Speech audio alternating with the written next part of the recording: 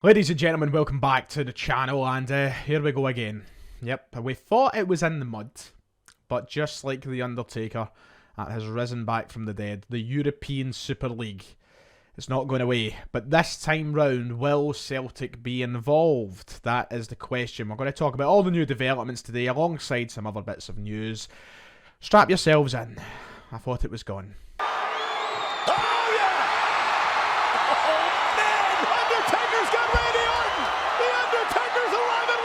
Like and subscribe if you haven't already. It would be much appreciated. We're trying to get to 38,000 subscribers. I think it is. So, yeah, if you haven't already, make sure and hit the like and subscribe. That would be appreciated.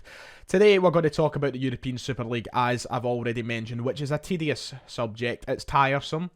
I feel like I've already kind of published my opinions all over the internet in regards to the European Super League. You know, my initial thoughts to it when the plans first were announced, and ever since, I feel like it's been very clear my stance on the European Super League. And it's very much in unison with the majority of Celtic fans and football fans worldwide and their opinions towards the European Super League. But today, it was emerged in the media that the plans are not gone. You know, they're still very much there, which we always suspected. You know, Florentino Perez, the president of Real Madrid and one of the key figures in trying to make this happen, was very vocal and very clear in saying that this won't go away and that he wants to make it happen.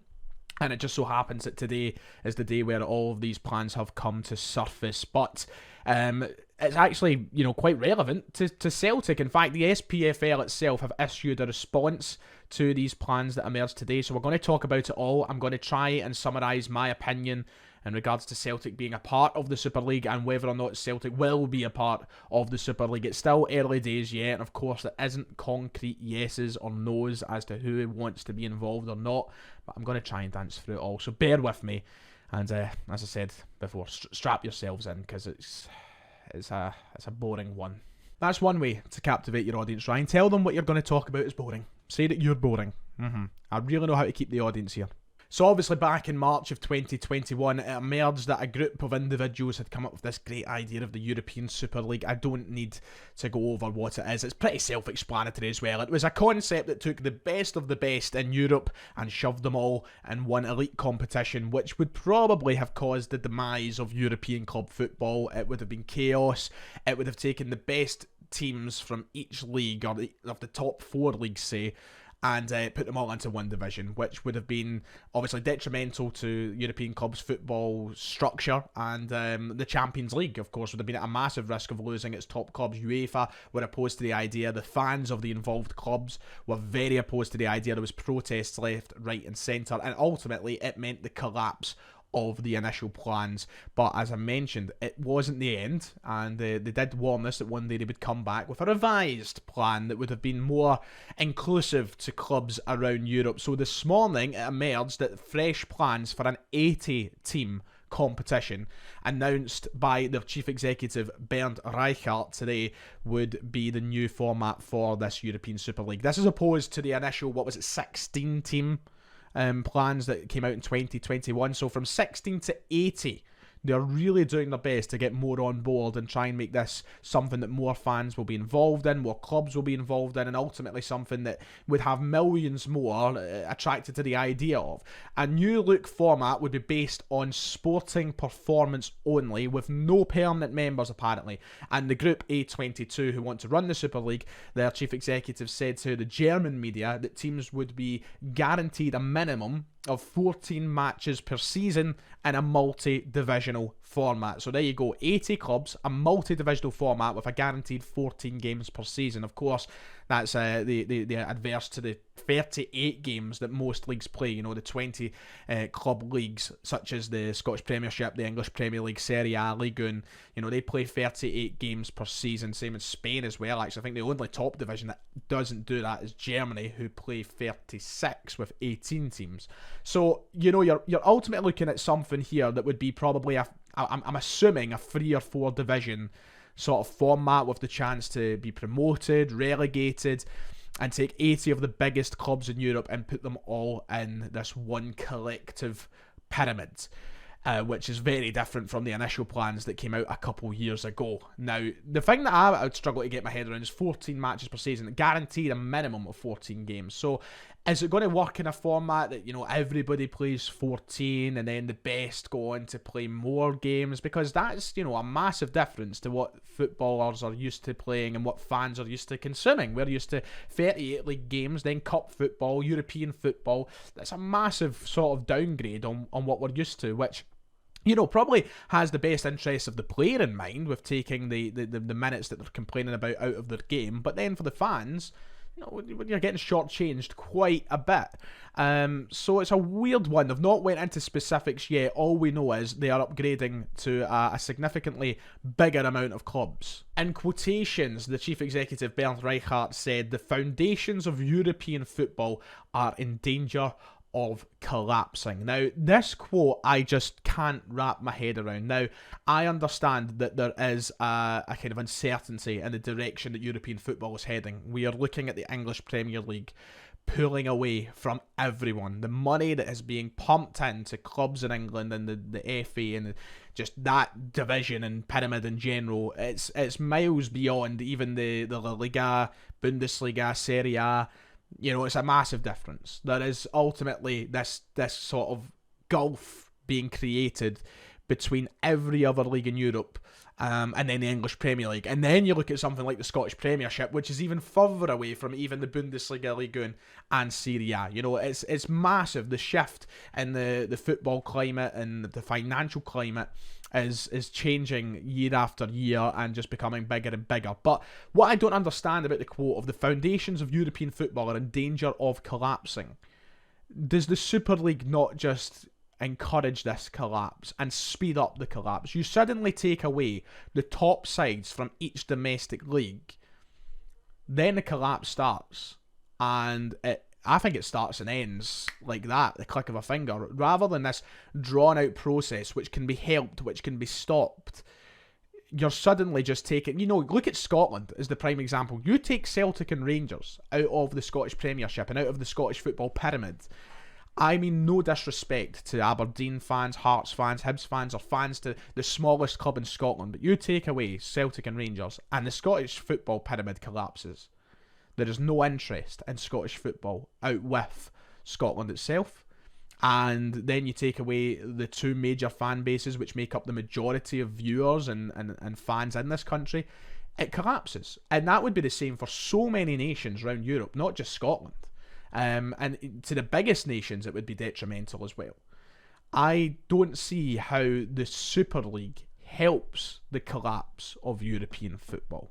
The group A22, who are obviously leading the charge and trying to make the Super League possible, are challenging UEFA and FIFA's stance on the right to block the formation of the Super League, arguing that the governing bodies are abusing their position under EU competition law. The European Court of Justice was due to give its final decision in the case later this year, but obviously A22 and the people who want to form this Super League are, they're thinking, no, this isn't going to happen. You can't stop us. We want to make this happen.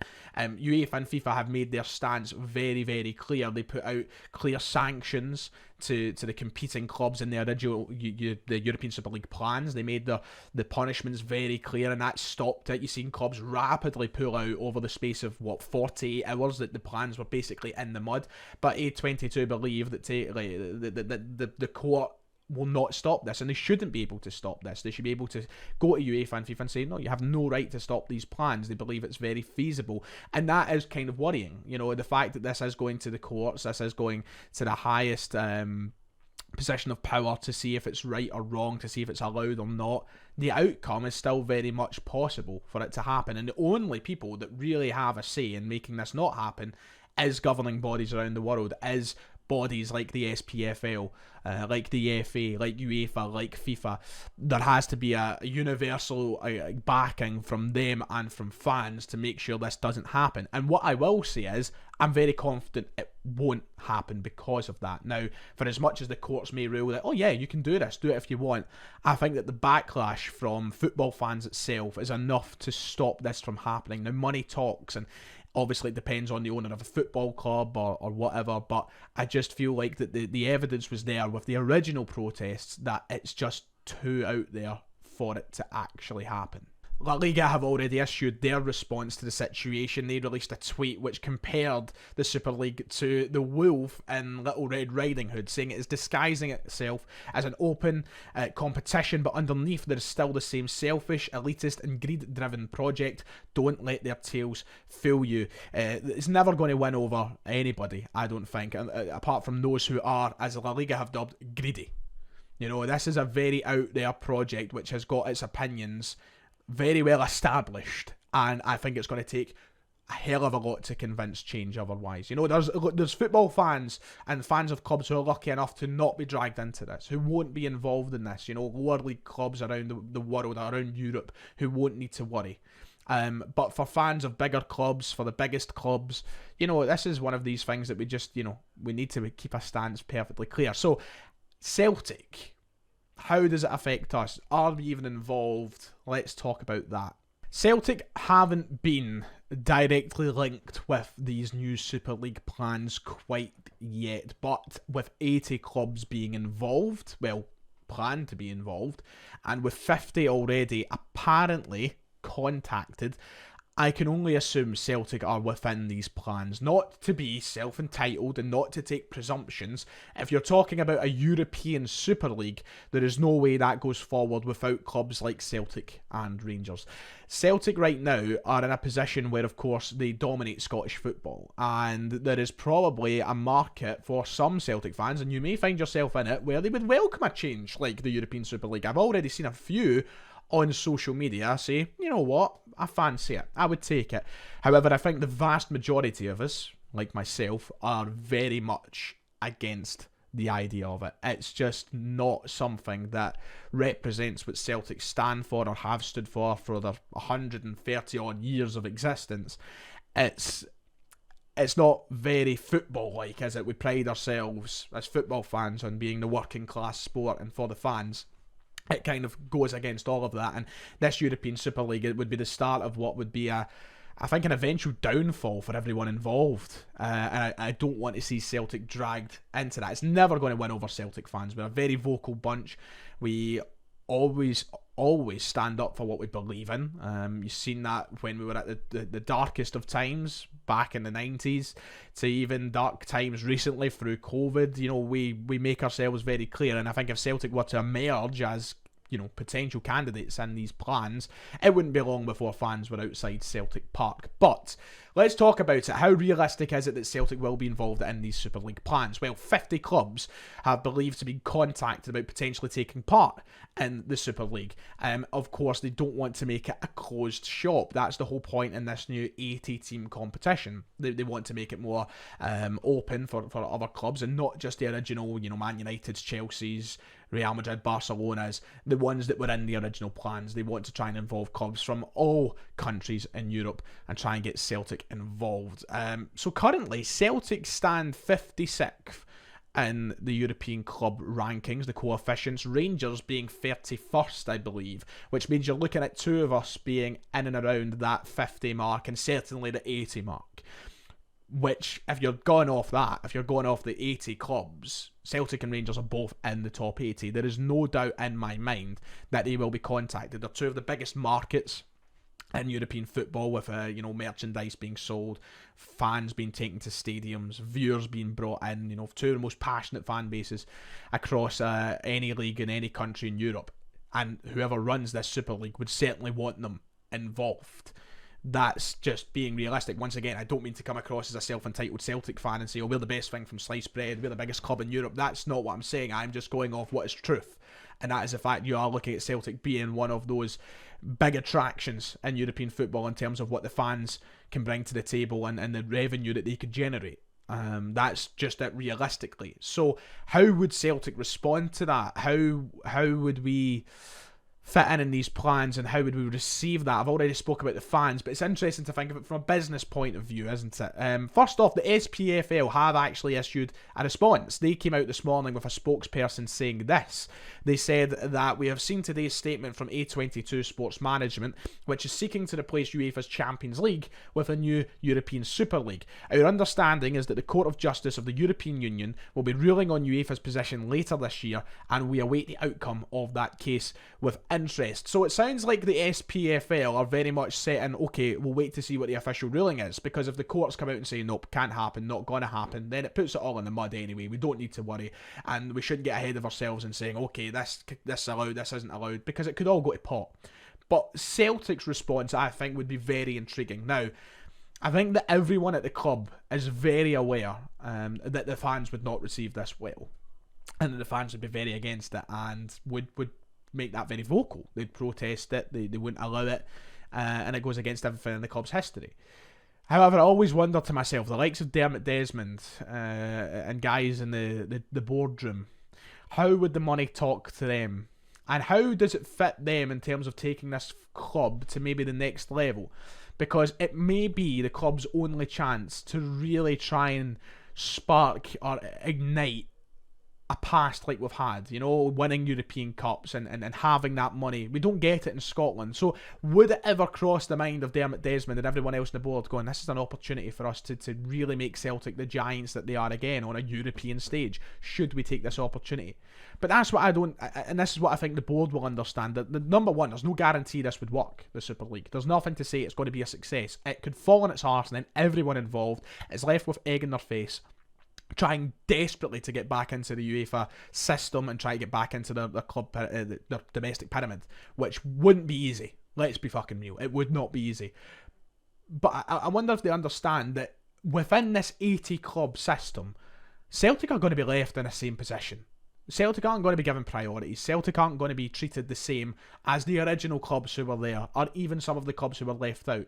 Celtic aren't bringing in what, you know, a Juventus would bring in, a Milan would bring in, or even, you know, maybe a Monaco would bring in. Yes, we're a bigger club than these sides, but the guys who are running the Super League, they know where the money lies, and it's not with two teams that sit in Glasgow. In their eyes, maybe in ours, but not in theirs. And I think that the board have to realise that even if we were to take part in something like the European Super League, I don't think it's going to greatly change the fortunes of Celtic, because within that 80-team pyramid, I can guarantee you we'd be treated in the last sort of 5 or 10, and the rest would have priority. My opinion is I don't think it will amount to much. Just like the SPFL said, we have to wait and see what this court case comes out with at the end of the year and what the outcome of that is. And it might just put an end to it all. It's not going to go away anytime soon. The people at the very top of this want it to happen and are going to push for it to happen. Will football fans allow it to happen? I don't think so, but you just never know. But I don't want Celtic to be involved. I don't. And we'll have to just wait and see what happens. And to end off the video, Georgios Giacomakis is gone. He's away. He's officially joined Atlanta United. The saga is finally over. We all knew it was coming, but there, he's gone. So he certainly won't be involved with any European Super League plans because he's in the MLS in America. So good luck to him. He obviously leaves with the best regards of Celtic fans. He done a great job in his short time here. I'm sure he'll be well remembered. But I'm glad it's all done. I'm glad it's all done. And that does it. A bit of a longer one today, so I'm just going to wrap it up. See you later. Bye.